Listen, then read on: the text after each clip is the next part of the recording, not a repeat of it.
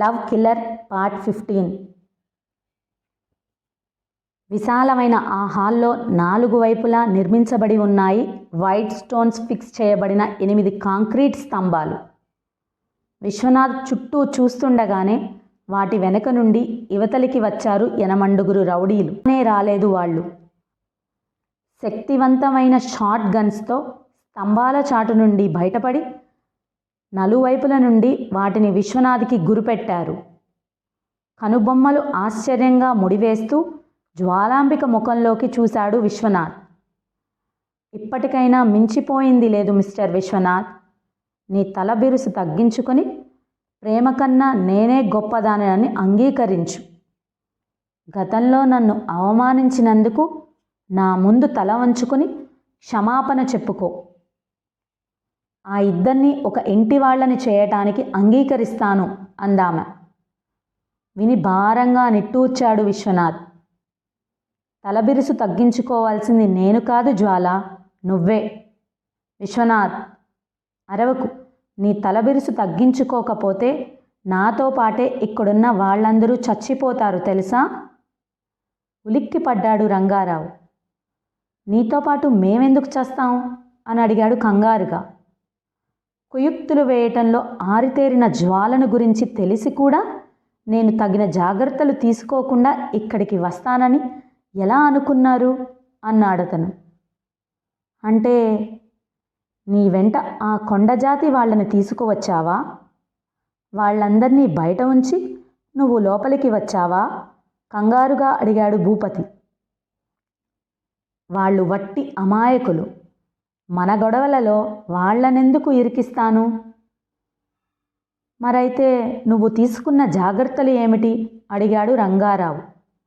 చిన్నగా నవ్వాడతను.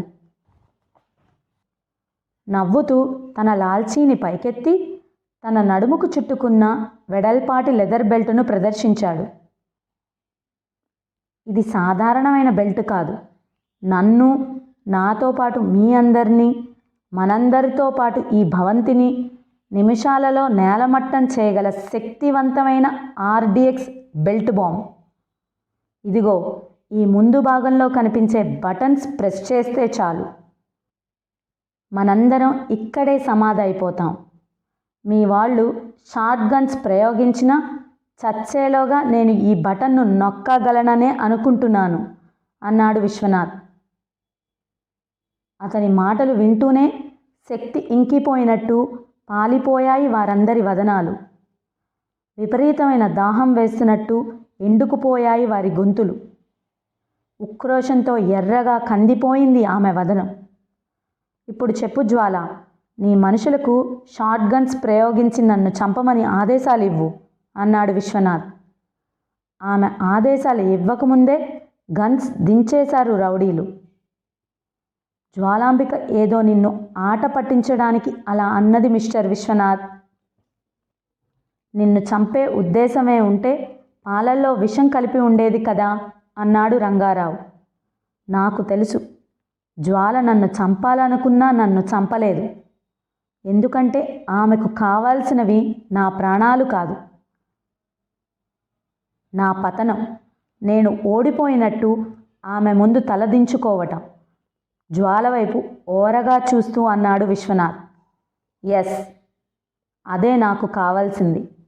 అది సాధ్యం కాదనుకున్న రోజున మనలో ఒక్కరే ప్రాణాలతో ఉంటారు. జ్వాల, ఏమిటా మాటలు అంది భ్రమరాంబిక కల్పించుకుని. దయచేసి మీరెవ్వరూ మాట్లాడకండి. 20 ఏళ్లుగా నా గుండెలలో రగులుతున్న అగ్నిపర్వతం ఈ విశ్వనాథ్ ఓటమితో గాని అతని చావుతో గాని చల్లారదు అంది జ్వాల. అసాధ్యమైన కోరికలు కోరుకోవటం నీకు బాగా అలవాటైపోయింది జ్వాల. ఆడదానికి ఇంత అహంభావం పనికిరాదు అన్నాడు విశ్వనాథ్. షటప్. ఇప్పుడు ప్రాణాలతో తప్పించుకోగలుగుతున్నానని మురిసిపోకు. నిన్ను అనుక్షణం వెంటాడుతూనే ఉంటాను. నీ పతనం కళ్ళారా చూడనిదే నిద్రపోను కసిగా అంది జ్వాలాంబిక.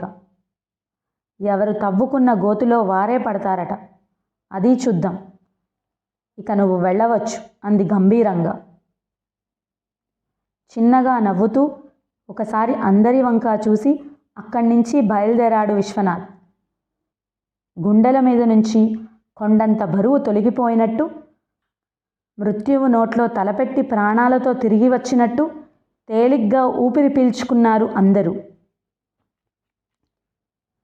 జ్వాలాంబిక మాత్రం తన ఇంటికి వచ్చిన అతనిదే పైచేయి అనిపించుకుని వెళుతున్న విశ్వనాథ్ వంక చూస్తూ పళ్ళు పటపటా కొరికింది.